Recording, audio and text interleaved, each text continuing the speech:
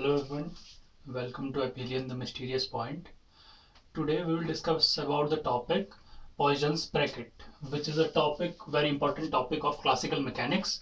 So, Poisson bracket, first of all, let us suppose we have two functions f and g, which are functions of qk, pk and t, where qk and pk are generalized coordinate and momentum.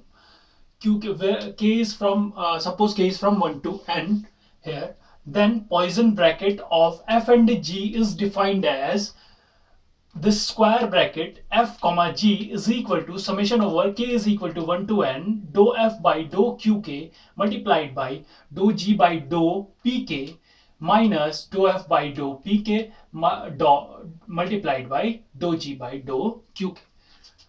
सबसे पहले हम लोग ये समझते हैं कि f और g हमने दो फंक्शंस मान लिए जिनका पॉइसन ब्रैकेट हमें चाहिए.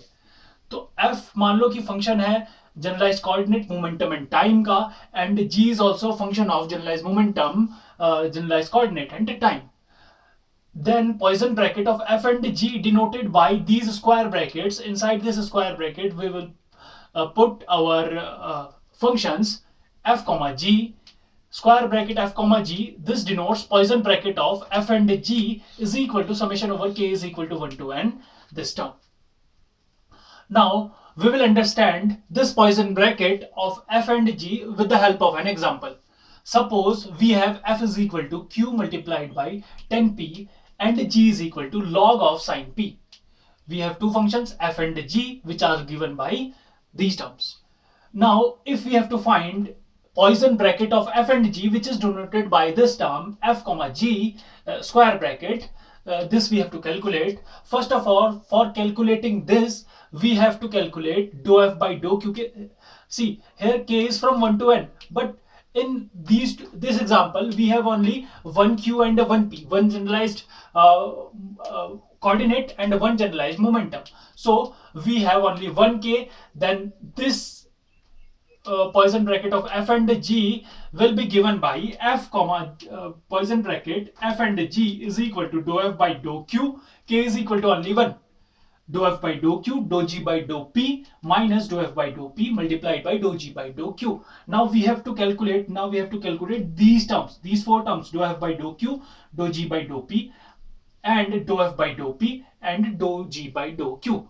So for calculating this dou f by dou q, we have to we have to take partial derivative of this f with respect to q. If we take partial derivative of this f with respect to q, then this q will differentiate and will get 1, and 10p is multiplied by 1, then we get 10p. तो हमारे पास 10p आ चुका है. जब हमने इसको partial derivative किया, f का partial derivative लिया with respect to q, then we get, अब इसको डेरिवेट करने पे q का डिफरेंशिएशन हो जाएगा 1, और 10p हमारे पास q के रिस्पेक्ट में इसको कांस्टेंट मानेंगे तो 10p इंटू 1 हमारा पास 10p आ गया. इसके बाद हमारे पास क्योंकि हमें यहाँ पे dou f by dou p भी चाहिए, तो हम इसको फिर से पार्शियल डेरिवेटिव करते हैं with respect to p. If we partial derivate f with respect to p, then we get dou f by dou p. अब देखो इसको डेरिवेट करने पे q हमारे पास p के रिस्पेक्ट में डिफरेंशिएट कर रहे हैं, तो q हम कांस्टेंट मानेगा, वो डिफरेंशिएशन के बाहर आ जाएगा. 10p का डिफरेंशिएशन जो होगा वो sec स्क्वायर p होगा. ये हो जाएगा हमारे पास sec स्क्वायर p.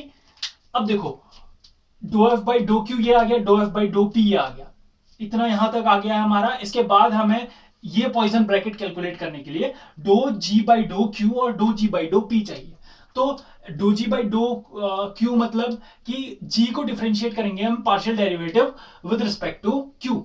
अब यहां पे क्यू वाला टर्म नहीं है, तो partial derivative of G with respect to Q we will get 0, and partial derivative of G with respect to P, हमारे पास यहाँ पे पी वाला फंक्शन है, तो इसको डेरिवेट करेंगे विद रिस्पेक्ट टू पी, तो हमारे पास क्या आ जाएगा. देखो लॉग फंक्शन का डेरिवेटिव जब हम करते हैं तो 1 अपॉन लॉग के अंदर जो होता है वो आ जाता है. देखो differentiation of dough by D by d x of log x, ये हमारे पास होता है 1 अपॉन एक्स. तो यहाँ पे d by d x of डो जी ऑफ पी अगर हम निकाल रहे हैं इस लॉग का जब डिफरेंशिएशन करेंगे विद रिस्पेक्ट टू पी, तो ये वाला टर्म हमारे पास 1 अपॉन ये वाला टर्म आ जाएगा साइन पी मल्टीप्लाइड बाई, अब साइन का जो लॉग के अंदर है उसका डिफरेंशिएशन होगा, साइन का डिफरेंशिएशन होता है कॉस, तो कॉस पी आ जाएगा हमारे पास 1 upon sine P multiplied by cos P. Cos P upon sine P होता है कॉट पी या फिर 1 अपॉन टेन पी, इसको हम कॉट पी भी लिख सकते हैं या फिर 1 अपॉन टेन पी हमारे पास ये हो गया। तो हम ये चारों टर्म्स निकाल चुके हैं। अब इस वाले फॉर्मूले में अगर सब्सटीट्यूट करेंगे तो हमारा Poisson bracket f comma g क्या हो जाएगा, ये दो टर्म्स डो एफ बाई डो क्यू हमारे पास आया हुआ है 10p मल्टीप्लाइड बाई डो जी बाई डो पी हमारे पास आया 1 अपॉन पी या फिर कॉट पी, ठीक है 1 अपॉन पी या फिर 1 अपॉन 10p या फिर कॉट पी।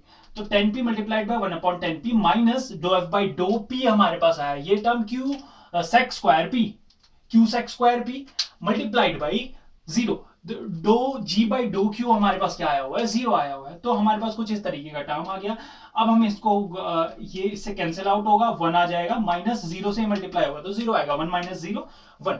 तो हमारे पास कुछ इस तरीके का पॉइसन ब्रैकेट आ गया। So Poisson bracket of f and g where f and g are given by these two equations is equal to 1। तो Poisson bracket of f and g for this case when f is equal to इतना और g is equal to इतना, then Poisson bracket of f and g we get 1। Mostly आप लोगों को competitive exams में या फिर आप लोगों के एग्जाम्स में इसी तरीके के क्वेश्चंस देखने को मिलेंगे जिसमें सिर्फ एक वेरिएबल होगा। यहाँ पे हमारे पास जनरलाइज्ड कोऑर्डिनेट है, इसमें k की वैल्यू 1 to n है, यानी कि हमारे पास कितने वेरिएबल्स होंगे, n वेरिएबल्स होंगे, एन क्यू के वैल्यूज होंगी, एन पी के वैल्यूज होंगी, लेकिन यहाँ पे हमारे पास एक क्यू के वैल्यू होगी, एक पी के वैल्यू होगी, जो कि हम क्यू और पी से डिनोट कर रहे हैं, ठीक है। तो ये हमारे पास आ चुका है। इस तरीके से हम किसी भी दो फंक्शंस का पॉइसन ब्रैकेट इजीली कैलकुलेट कर सकते हैं। तो अब आप लोगों का एक काम है, आप लोग इस क्वेश्चन को, ये मैंने एक क्वेश्चन दिया हुआ है, f is equal to under root 2p sin q and g is equal to under root 2p cos q। तो ये आप लोगों को घर से सॉल्व करना है कि, और इसको प्रूव करना है कि Poisson bracket of this f and this g is equal to 1। और यहां पे भी हम सेम यही फॉर्मूला लगाएंगे क्योंकि we have only 1p and 1q। तो आप लोग इस क्वेश्चन को ट्राई कीजिएगा और आई होप कि आप लोगों को पॉइसन ब्रैकेट जो हमारा टॉपिक है वो अच्छे से समझ आया होगा। तो और बाकी टॉपिक्स को सीखने के लिए हमारे साथ जुड़े रहिए एपिलियन द मिस्टीरियस पॉइंट में, और इस वीडियो को लाइक कीजिए, शेयर कीजिए एंड सब्सक्राइब कीजिए। Thank you very much.